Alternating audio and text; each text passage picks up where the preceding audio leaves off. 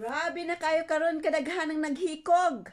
Di pa matay ang ilahang mga anak ug asawa nang rape sa mga bata nga minor de edad.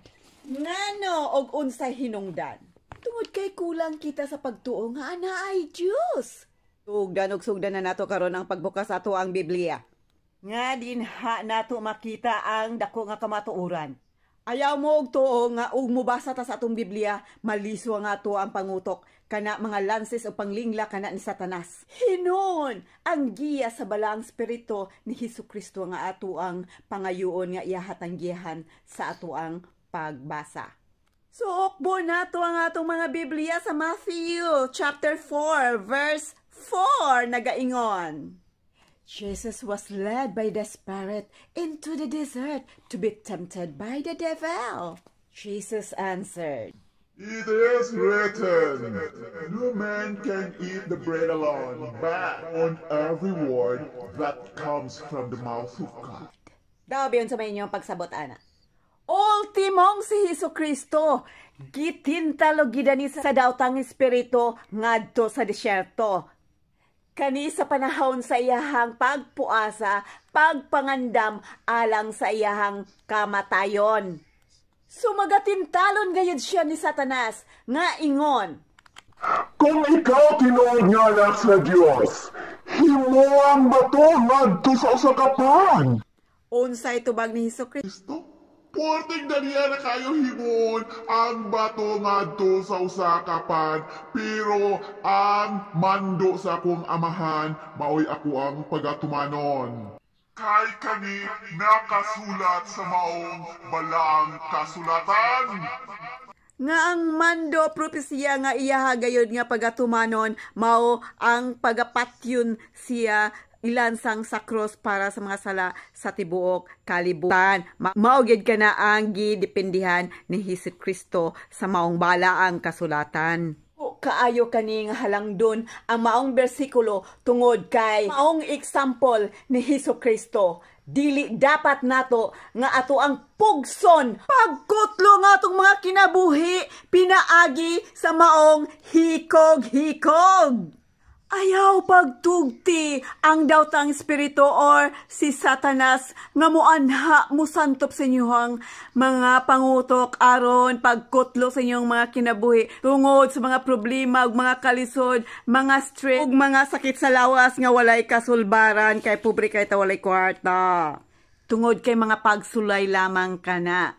Pero kung mudangop ka mo nganha sa balang espiritu ni Hesukristo, 100% ang matagamtaman nato ang maong kalampusan sa kinabuhi.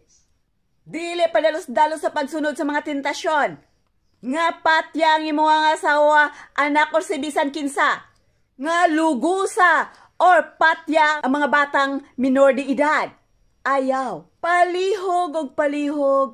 Pag otro ka mo sa inyohang mga kaugalingon ug ayaw himuha nga example ang mga gibuhat sa ubang mga naghikog, nagpatay og mga nanglogos. Nga kung pagbuot na gyud sa Dios nga diha ratang taman, diha ra gayud kita taman. Hatagan natog panahon nga atong kagalingon nga mga yug pasaylo kainit kay sa imperno. Buhi. Dakong leksyon gayod ang maong bersikulo labi na gayod sa kuang kinabuhi. Kay lagi ako na tao nga ubos, pinakapobre nga ako ang namatan, gani ang akong namatan, asin og luya ang among sudan. Og sa ako ang pagkadusi anyos, niabot pagyud sa punto nga gusto na nako, nga kutlo na nga akong kinabuhi tungod sa maong kalisod. Pero ana ay nagsugyot ka nako sa ako ang hunahuna nga dili. Kay medyo gapahon baya ka og medyo pud ka brighton.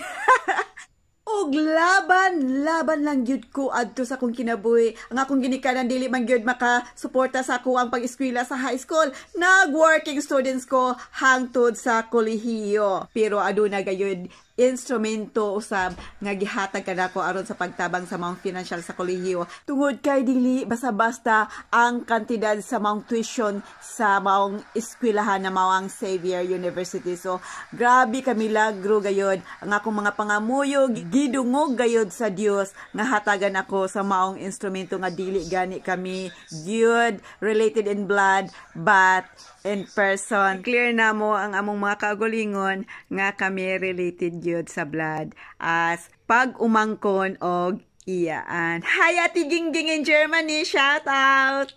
Og natapos gayud na ko ang maong kolehiyo tungod sa iyahang pagtabang pinansyal. Magsugod na gani kog hisgot sa akong kalisod kog makahilak gyud nga adunay tawo gyud nga ihatag sa ato sa Dios kung kita magampo.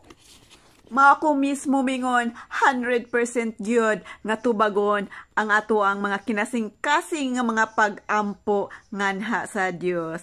Ug usab dili magpakawala sa maong paglaom. Mao lamang po ang ako ang padayag sa Matthew chapter 4 verse 4.